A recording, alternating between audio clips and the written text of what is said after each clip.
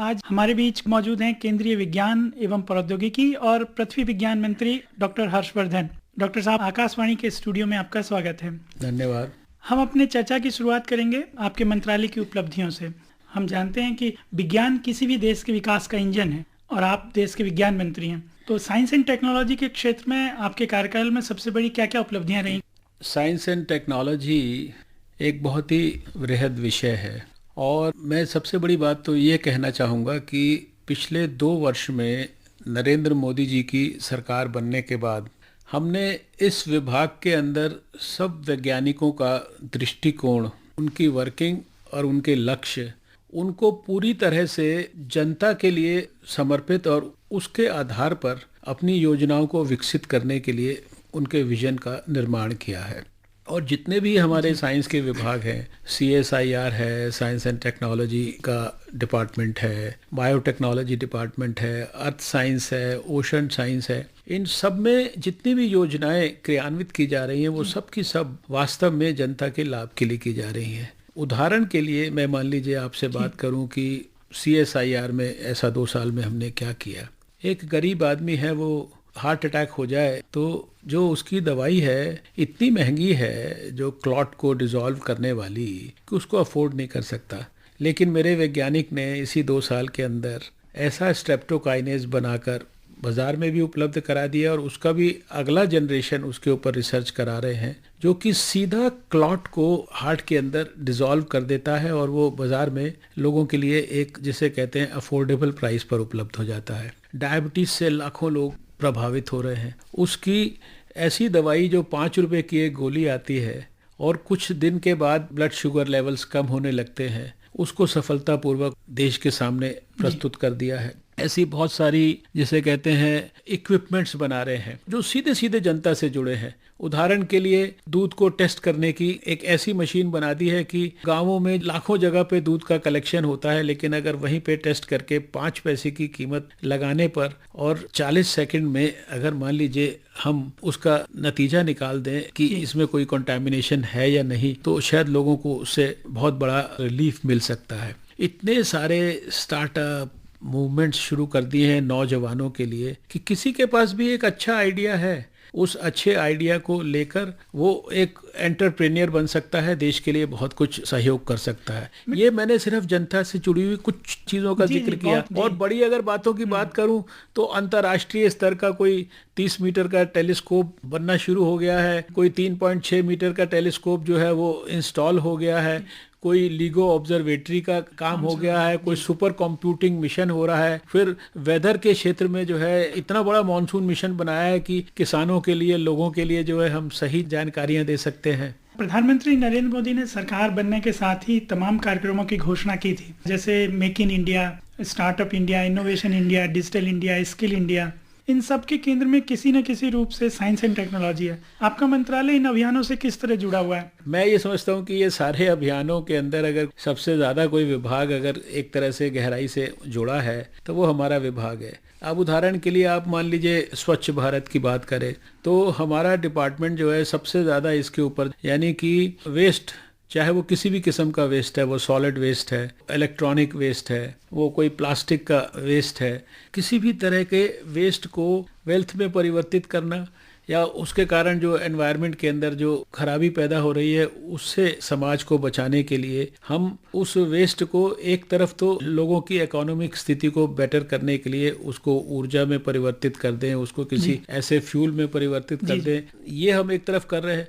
और इसके लिए सारे दुनिया भर के अंदर जितनी भी टेक्नोलॉजीज हैं, अभी क्या होता है, एक म्युनिसिपल कॉर्पोरेशन के अंदर कोई भी टेक्नोलॉजी को पकड़ के काम करना शुरू कर देते हैं, लेकिन वो काम नहीं करती है क्योंकि उसके बारे में साइंटिफिक अध्ययन नहीं है। लेकिन हमारा विभाग जो है इस तरह की चीज़ों में, अब स्किल इंडिया के अंदर जो है उसके पहले लोगों को बहुत किस्म की, चाहे CSIR के अंदर है, साइंस एंड टेक्नोलॉजी में है, हम बड़े बड़े कैंप्स लगा के लोगों को ट्रेन कर रहे हैं और उसी ट्रेनिंग के अंदर से जो है वो स्टार्टअप मूवमेंट के लिए एक बडिंग एंटरप्रेन्योर विकसित हो रहा है। डिजिटल इंडिया की अगर आप बात करें तो डीटी जो हमारा डिपार्टमेंट ऑफ इलेक्ट्रॉनिक्स है, उसके साथ सुपर कंप्यूटिंग मिशन के अंदर जो है काम हो रहा है, बिग डाटा एनालिसिस का काम हो रहा है, आर्टिफिशियल इंटेलिजेंस के ऊपर हम लोग काम कर रहे हैं, इंटरनेट ऑफ थिंग्स के ऊपर काम कर रहे हैं। तो जितने भी ये भारत सरकार के बड़े एम्बिशियस प्रोग्राम है, स्वस्थ भारत की बात है तो उसके अंदर कैसे जो है हम साइंस के माध्यम से लोगों के लिए सुलभ ढंग से नई दवाएं भी उपलब्ध कराएं, और प्रिवेंशन की दृष्टि से जो है हम अपनी साइंस का ह्यूमन जीनोम सीक्वेंसिंग का इस्तेमाल करके जेनेटिक डिसऑर्डर्स को डिटेक्ट करें। साइंस एंड टेक्नोलॉजी इन सब प्रोग्राम्स में प्रधानमंत्री जी के प्रोग्रामों को सफल बनाने के लिए पूरा, जिसे कहते हैं ना, गहराई से इनके अंदर जो है जुटा हुआ है। खासतौर पर खनन मंत्रालय में आपका विभाग काफी काम कर रहा है और आयुष वगैरह में, उस पर भी दो चीजें हैं। अब आपने दो विभागों की बात की, जैसे खनन मंत्रालय है, ये हमारी जमशेदपुर में लैब है, नेशनल मेट्रोलॉजिकल लैब। अभी क्या है कि जब आप एक्सट्रैक्ट करते हैं तो जो मान लीजिए आयरन है उसके अंदर वो 33% है। हमारी टेक्निक इस प्रकार की जो है वो विकसित कर रहे हैं कि उसको हम फर्दर इम्प्रूव करके 50%, 55% हम उसको कर सकते हैं। या मान लीजिए इलेक्ट्रॉनिक वेस्ट है, कोई मोबाइल फोन की बैटरी है, दूसरे इलेक्ट्रॉनिक इक्विपमेंट्स हैं, आजकल तो हर जगह इलेक्ट्रॉनिक वेस्ट, इसमें कितने सारी चीजें होती हैं, इसमें गोल्ड होता है, इसमें लिथियम होता है, इसमें निकल होता है। अब इन सब को एक तरह से एनवायरमेंटल एस्पेक्ट्स को भी ध्यान में रख के इनका जो है डिस्पोजल भी ठीक से हो जाए और इसमें से जो है जिसे कहते हैं वेल्थ निकाल ली जाए। ये सारी जो टेक्नोलॉजी है ये हमारा विभाग विकसित कर रहा है। आयुष जो है वो ऐसा विभाग है जिसके अंदर, जैसे हमने अभी आपको उदाहरण के लिए कहा कि BGR-34 जो है दवाई है, ये हमने आयुष के अंदर जो ऐसे आयुर्वेदा के टेक्स्ट में डायबिटीज के बारे में जो मेंशन किया गया वहां से किया। लेकिन आयुष की जो हमारी संपदा है, करीब लाखों जो है आयुष की दवाइयां हैं हमारे इतिहास के अंदर, हमारे पास इतना कुछ उसके बारे में विवरण है। हर्बल मेडिसिन हैं, उनके बारे में बहुत सारा, प्लांट्स के बारे में लिखा गया है। इसको हमारा जो TKDL है, हमारी एक डिजिटल लाइब्रेरी है ट्रेडिशनल नॉलेज की, वो सारी की सारी जो ये जानकारी है इसको डिजिटल वे में स्टोर कर रही है। और इसके साथ साथ हमारी संपदा को कोई दुरुपयोग ना करे विदेश में, तो बायोपायरेसी जो होती है उसके ऊपर हम लोगों ने एक बहुत जोरदार, जिसे कहते हैं कि कंट्रोल बना के रखा हुआ है। प्रदूषण आज एक बड़ी समस्या है। आपकी मिनिस्ट्री ने ग्रीन फ्यूल जैसे बायोडीजल, एथेनॉल के व्यावसायिक उत्पादन के लिए कुछ टेक्नोलॉजी विकसित किया। देखिए, दो चीजें हैं। एक तरफ तो जो बायोमास है, इससे वो जेट्रोफा ऑयल होता है जो कि नॉन एडिबल है, इसको हम लोग एविएशन फ्यूल की तरह इस्तेमाल कर रहे हैं। ये टेक्नोलॉजी हमारे यहाँ की, और यानी पेट्रोल के माध्यम से जो दूसरा फ्यूल यूज होता है आजकल, उसके समकक्ष ये खड़ा है। एक तरफ तो ये चीज है। दूसरी तरफ हमने भारत में पहली बार ऐतिहासिक काम किया है। अभी काशीपुर में मैं उद्घाटन करके आया हूँ कि जो बायोमास, चाहे वो गेहूं का हो, कोई चावल का हो, किसी भी चीज का हो, उसको जो है यानी 10 टन को हमने एक तरफ मशीन में डाला और दूसरी तरफ से जो है 3000 लीटर, आप समझिए 2G इथेनॉल, ये हमारे को मिल रहा है, जिसमें अगली जनरेशन के लिए भी हम लोग कोशिश कर रहे हैं। ये दुनिया में ऐसे 5 केवल सक्सेसफुल कमर्शियल प्लांट है। अब किसान के लिए उसका जो वेस्ट है उसकी भी कीमत, यानी हम उसको देने के अंदर किसान को भी एक तरह से सक्षम कर रहे हैं। तो इस तरह की ये टेक्निक है, बड़ी ऐतिहासिक भारत तो कृषि प्रधान देश है ही, और हमारे किसान मौसम संबंधी जानकारियों के लिए आप पर निर्भर हैं। मौसम विज्ञान विभाग इस दिशा में काफी सक्रिय दिखता है और अब तो हमारे पूर्वानुमान भी काफी सटीक लगने लगे हैं।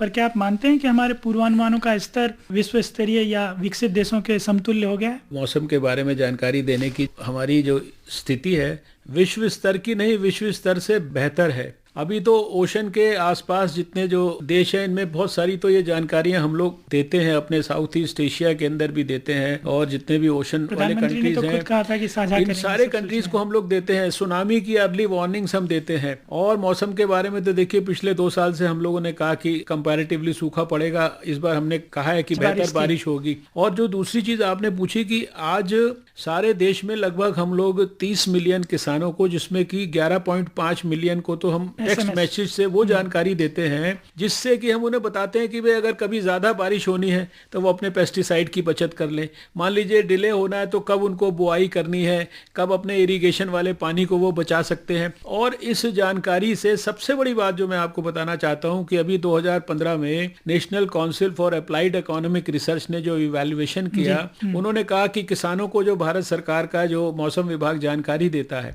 उस जानकारी के कारण भारत के GDP में 42,000 करोड़ का पॉजिटिव इम्पैक्ट होता है। मौसम की चर्चा हो रही है तो ये भी जानना चाहेंगे कि सर्दी के दिनों में घने कोहरे से विमानों को परिचालन को निर्बाध बनाए रखने के लिए आपकी मिनिस्ट्री ने एयरपोर्ट पर दृष्टि उपकरण इंस्टॉल किए थे। उनकी ताजा स्थिति क्या है अब? ताजा स्थिति यह है कि वो दिन प्रतिदिन इतने पॉपुलर हो रही है। हमारे CSIR ने इस इंस्ट्रूमेंट को, अर्थ साइंसेज मिनिस्ट्री, दो हमारे ही डिपार्टमेंट की मिनिस्ट्रीज ने मिलकर इसको विकसित किया, और जो पायलट है वो हवाई जहाज को नीचे लैंड कराते समय या टेक ऑफ के समय उसके लिए विजिबिलिटी तो होनी चाहिए। विजिबिलिटी कितनी है नहीं है, उसके हिसाब से क्या उसको स्ट्रैटेजी बनानी है एयरपोर्ट ऑफिशियल्स को, एविएशन के लोगों को। तो ये दृष्टि के जो इक्विपमेंट है ये अंतर्राष्ट्रीय स्तर इन्होंने अभी अचीव कर लिया है। ये 20-25 एयरपोर्ट्स पे हम लगा चुके हैं, आने वाले समय में 60-70 जगह और लगने वाले हैं। और मैं ये समझता हूँ कि ये बहुत ही बड़ी सफलता है हमारे साइंस एंड टेक्नोलॉजी में CSIR और अर्थ साइंसेज की। भूकंप के पूर्वानुमानों को लेकर भी आपके मंत्रालय में कुछ कवायद चल रही थी। कुछ महीनों पहले दिल्ली और कोलकाता की माइक्रो जोनिंग रिपोर्ट भी जारी हुई। भूकंप के सिलसिले में मिनिस्ट्री अब क्या कर रही है इन दिनों? देखिए, दो बातें हैं। एक तो आपने जो दिल्ली कलकत्ता की बात की, तो बड़े शहरों का हम सारा स्टडी करके देख रहे हैं और सारे देश को सूचित कर रहे हैं कि कौन सा जो क्षेत्र है वो भूकंप के लिए ज्यादा प्रोन है, कितना ज्यादा वहाँ खतरा है, कहाँ कितना कम खतरा है। एक तो ये एस्पेक्ट है। दूसरा, भूकंप का देखिए पहले से प्रिडिक्शन तो नहीं किया जा सकता, लेकिन भूकंप के संदर्भ में जो ऑब्जर्वेशंस करके और जैसे ही भूकंप आता है तो सारी चीजों को हम मेजर कर पाएं और तुरंत जो है बड़े डिजास्टर को प्रिवेंट कर सकें, उसकी दृष्टि से हमने काफी सारी रिसर्च की है। अभी शिलोंग के अंदर जो है मैंने एक रीजनल नॉर्थ ईस्ट के लिए, क्योंकि वहाँ बहुत भूकंप आते हैं, वहां पर एक ऐसा सारा उपकरण लगाया है जिससे एटमॉस्फेयर में इलेक्ट्रॉनिक डेंसिटी, प्रेशर, टेम्परेचर, ये सारी चीजों की मदद से ऑब्जर्वेशन होती है। और ऐसे ही महाराष्ट्र में कोयना के अंदर जहाँ 50 साल से भूकंप आ रहे हैं, बहुत ज्यादा आते हैं, वहां जमीन के अंदर 5 किलोमीटर खुदाई करके सेंसर्स लगाकर हम सारी ऑब्जर्वेशंस कर रहे हैं, जिसके आधार पर जो है भूकंप की इन ऑब्जर्वेशन से भविष्य के अंदर अर्थक्वेक से जो है डील करने के लिए हम और ज्यादा सक्षम होंगे। ये रिसर्च जो है भारत में, मैं समझता हूँ ये अंतर्राष्ट्रीय स्तर की हो रही है। स्कूलों में साइंस में बच्चों का जो परफॉर्मेंस है वो बहुत बढ़िया रहता है, वो लेकिन प्योर साइंस की बजाय अप्लाइड साइंस में ज़्यादा जाने में दिलचस्पी रखते हैं। तो प्रतिभाशाली छात्रों को आप प्योर साइंस की तरफ या मौलिक विज्ञान में शोध या अध्ययन के लिए आकर्षित करने के लिए कुछ कर रहे हैं? इंस्पायर एक योजना थी, इसके लिए तो इतनी बड़ी योजना है। हमारा तो सारा का सारा जो डिपार्टमेंट है उसकी सबसे बड़ी महत्वाकांक्षी योजना यही है। अगर आप गिनना शुरू करें कि स्कूल के अंदर बच्चा जब आता है उस समय 6ठी क्लास से लेकर और कॉलेज में जाना, कॉलेज में भी पोस्ट ग्रेजुएशन, PhD लेवल, बाद में रिसर्च स्कॉलर बनना, ये सारे लेवल्स तक हमारी जो इंस्पायर की फेलोशिप्स हैं, पोस्ट डॉक्टरल फेलोशिप्स हैं, दूसरे फेलोज हैं, ये लगभग 2 लाख से ज्यादा मेरे ख्याल से फेलोशिप्स होंगी। और हमने तो अपनी सरकार आने के बाद 50% इन फेलोशिप्स को बढ़ाया है। बहुत व्यापक पैमाने पर हम बच्चों को एनकरेज कर रहे हैं साइंस को एक मूवमेंट बनाने के लिए। साइंस एक्सप्रेस हम ट्रेन चलाते हैं जो इस बार क्लाइमेट एक्शन के ऊपर डेडिकेटेड थी। सारे देश में वो घूम रही है। स्टेशंस पर सैकड़ों लाखों बच्चे उसको देखने आते हैं, समझने आते हैं। स्टेशंस पर उनके लिए लेक्चर्स होते हैं, साइंस के टीचर्स आते हैं। तो ये साइंस को एक बड़ा आंदोलन बच्चों में विकसित करने के लिए हम काम कर रहे हैं।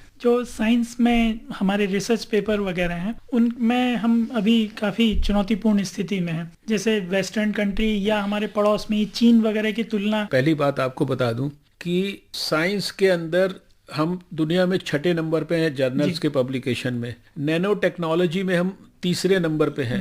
हमारा जो साइंटिफिक ग्रोथ है कंट्री का वो 14% के करीब है, बाकी जगह 4-5% तक होगा। और हमारा जो CSI ऑर्गेनाइजेशन है पहले 100 शिकागो रेटिंग में 84वें नंबर पे देश का अकेला ऑर्गेनाइजेशन है जो उसके अंदर है। और वहाँ 6000 से ज़्यादा पेपर हर साल पब्लिश होते हैं और करीब हमारा इम्पैक्ट फैक्टर वहाँ पर 2.89 है। ये सब जो है शायद आम जनता को बातें समझ में ना आए, लेकिन ये मैं इसलिए कहना चाहता हूँ कि जो एक इंटरनेशनल इवैल्यूएशन के तरीके होते हैं उसमें भी हम जो है दुनिया के समकक्ष खड़े हैं या बेहतर खड़े हैं। शहरों की तुलना में गांव में ऐसी तकनीक उपलब्ध कराए जाने की जरूरत ज्यादा महसूस की जा रही है, जो केवल ग्रामीण क्षेत्र के अनुकूल ही ना हो बल्कि वहां रहने वाले लोगों को आर्थिक रूप से मजबूत करे। इस बारे में आपकी मिनिस्ट्री हमारे मंत्रालय में कई सारे ऐसे प्रोजेक्ट्स विकसित करते रहते हैं कि जहां हम उनका इंक्लूसिव डेवलपमेंट करें। लोकलाइज्ड रूरल एरिया के अंदर इंडस्ट्री भी डेवलप हो, इकोनॉमी उनकी सुदृढ़ हो। जोधपुर के पास एक गाँव है, वहाँ हमने एक प्रोजेक्ट ऐसा विकसित किया है। पहले जो कैस्टर सीड है उसका ऑयल निकालने के लिए बहुत दूर ले जाना पड़ता था, अब वहीं क्रशर से ऑयल निकलता है। फिर उसके अंदर जो उसका जो वेस्ट होता है उसको जो है हम बॉयलर में इस्तेमाल करके बॉयलर्स के अंदर स्टीम पैदा करते हैं। स्टीम की कूलिंग से हम ऐसे स्टोरेज के जो है वो विकसित करते हैं जिसमें कि फल वगैरह कोल्ड स्टोरेज वगैरह हो सकता है, और उसी में से डिस्टिल्ड वाटर बनाते हैं। हजारों लीटर वो वाटर जो है वो सैंपल करके लोगों को जो है कम कीमत पे मिलता है, और उसमें से जो एनर्जी प्रोड्यूस होती है, इलेक्ट्रिक बिजली जो है, उस बिजली को सारे यंत्र को चलाने के लिए अब याद समझिए कि गांव में हमने ये ऐसे कॉम्प्रिहेंसिव प्रोजेक्ट अपनी रिसर्च से पैदा किए हैं कि किसानों की इकोनॉमी भी इम्प्रूव हो रही है। आने वाले दिनों में अब आपकी क्या प्राथमिकताएं रहेंगी? देखिए, प्राथमिकता की जहाँ तक बात है, इतने सारे हमारे कुछ तो बहुत बड़े बड़े योजनाएं हैं जिनके ऊपर हमारा काम चल रहा है। सबसे बड़ी प्राथमिकता हमारी ये है कि हम अपनी साइंस का टोटल फोकस, हमने अपने वैज्ञानिक को कहा है कि रिसर्च पेपर लिखना, पेटेंट लेना खाली आवश्यक नहीं है, आप जनता के बीच में जाइए। बहुत सारी इस जनता की इतने 60-70 सालों में समस्याएं हैं जो सॉल्व नहीं हुई है। इस देश में आज भी देखिए गरीबी है, मेल न्यूट्रिशन है, कितने लोगों के लिए अब घर नहीं। अब मान लीजिए घर देना है तो हमारे रिसर्च के अंदर ऐसे छोटे घर बढ़िया किस्म के बनाने के लिए जो है साइंटिस्ट ने काम किया है। तो हम प्रॉब्लम को स्टडी करें और उसके हिसाब से इस प्रॉब्लम का सॉल्यूशन ढूंढें, और बड़ी से बड़ी संख्या के अंदर ये स्टार्टअप और स्टैंड अप मूवमेंट के माध्यम से देश के नौजवानों को हम सक्षम करें कि वो इस आंदोलन के साथ जुड़ें। बाकी तो देखिए इतने सारे प्रोग्राम्स हैं, सारे प्रोग्राम्स को टाइम बाउंड तरीके से पूरा करना है। अर्थ साइंसेज में जो है मैंने कहा नेशनल मॉनसून मिशन है, बायोटेक्नोलॉजी के अंदर जैसे अभी हमने रोटा वायरस वैक्सीन निकाली, तो आगे डेंगू मलेरिया के लिए वैक्सीन उसको लास्ट स्टेज में ले जाके और लोगों के बीच में उपलब्ध कराना है। हमने जो है राइस की और वीट की ऐसी वैरायटी निकाली है जो कि ड्राउट रेजिस्टेंट है, जो कि स्ट्रेस रेजिस्टेंट है, डिजीज रेजिस्टेंट है। अब इन सब कामों को आगे बढ़ाना है। ह्यूमन जीनोम सीक्वेंसिंग से बीमारियों को नए तरीके से डायग्नोज करना, कैंसर का इलाज जो है वो प्रिसीजन मेडिसिन के रूप में यानी कि जीनोम सीक्वेंसिंग के हिसाब से करना, लोगों को साइंस के जो बड़े बड़े जो आउटकम्स हैं उनका इस्तेमाल कैसे बेहतर ढंग से जनता की सेवा के लिए करना, ये मोदी जी का सपना है। इसको हम लोग पूरा करने की कोशिश कर रहे हैं। फिर जो मोदी जी के जितने भी प्रोग्राम हैं वो सब जनता के लिए समर्पित है, उनको हम बड़े पैमाने पे सफल बनाना चाहते हैं। भविष्य में जनता को आपके मंत्रालय की तरफ से ज्यादा लाभ पहुंचे, इसके लिए बहुत बहुत शुभकामनाएं। आपने अपना कीमती समय निकालकर आकाशवाणी के श्रोताओं के साथ मंत्रालय के बारे में और अपने विचार साझा किए, आपका बहुत बहुत शुक्रिया। Thank you.